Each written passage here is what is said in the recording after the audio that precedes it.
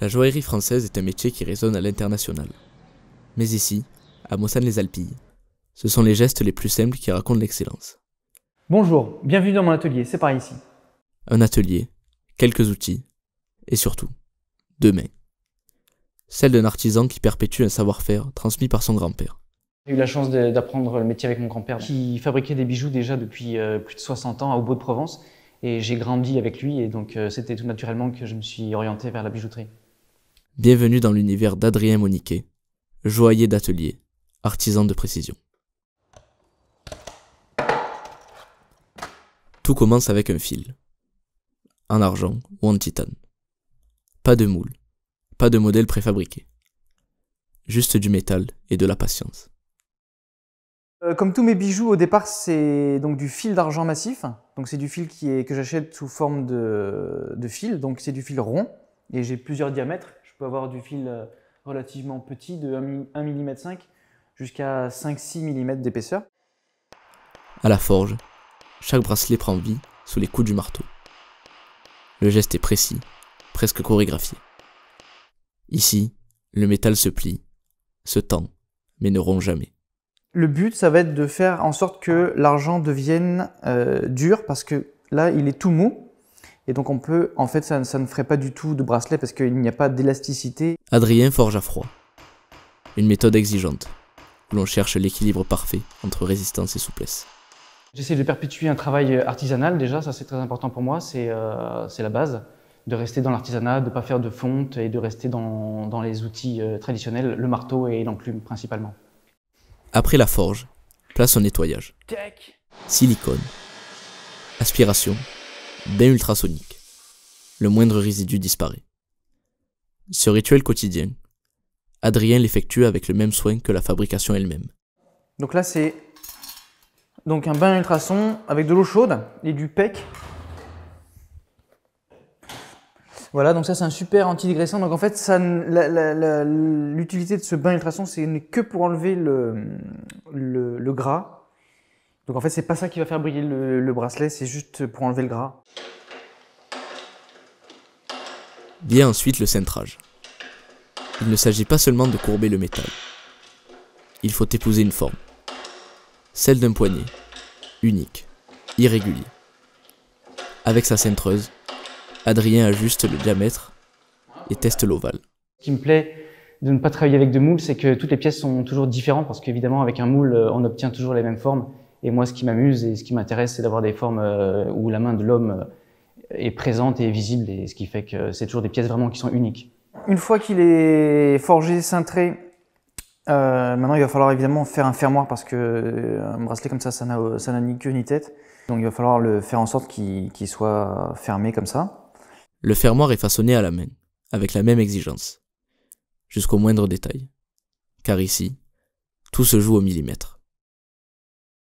Pour cela, un maillet sans trace, une fraise ou une lime sont utilisés.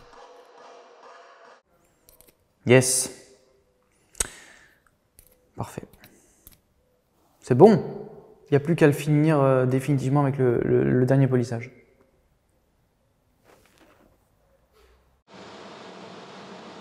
Le titane, lui, ne brille pas.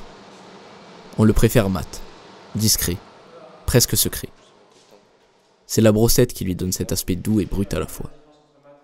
L'argent, au contraire, se polit, jusqu'à refléter la lumière. Un bijou en argent, évidemment, comme on sait, ça se ternit, ça s'oxyde. Donc en fait, déjà, le fait de ne pas les faire avec des moules, le fait de forger l'argent fait que les molécules d'argent sont compressées, moins de trous à la surface, ce qui fait que l'oxygène peut moins se loger dans les trous et l'oxydation est moindre. Mais il y en a toujours une qui se fait si on ne porte pas les bijoux. Et en fait, le meilleur truc pour pas que ça se ternisse trop, c'est de les porter. À la fin, une gravure.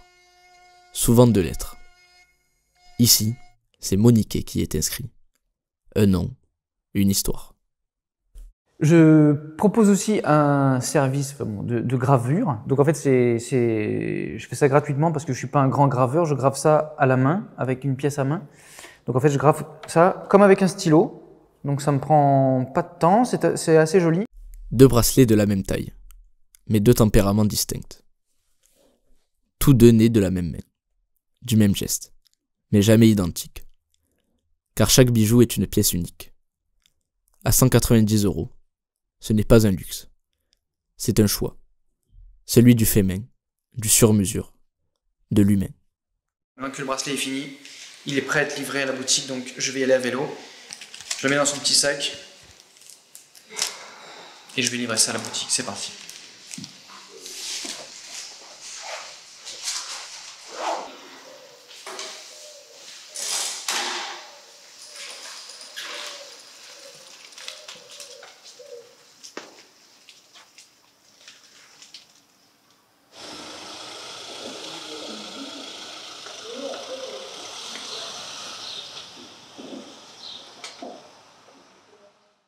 Dans la boutique, Claire accompagne les clients.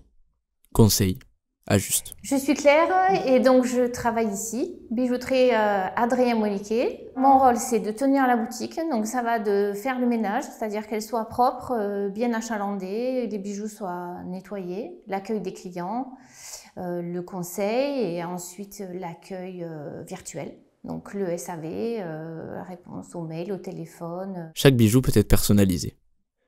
Chaque commande suivie. Chaque retour pris en compte. C'est ce lien, ce soin porté à l'autre, qui fait la différence. L'expérience client, elle est déterminante dans la boutique puisque c'est quasiment le seul endroit où on peut acheter des bijoux hormis le site internet. Donc c'est évidemment un lieu très important pour nous. Adrien ne travaille pas pour les vitrines. Il travaille pour ceux qui aiment le vrai, le durable, le sincère.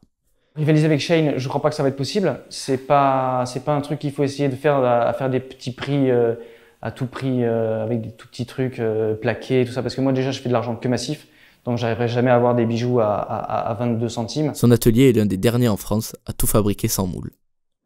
Peut-être plus long, plus difficile, mais aussi plus beau. Dans un monde pressé, il faut du temps pour créer. Et encore plus, pour durer.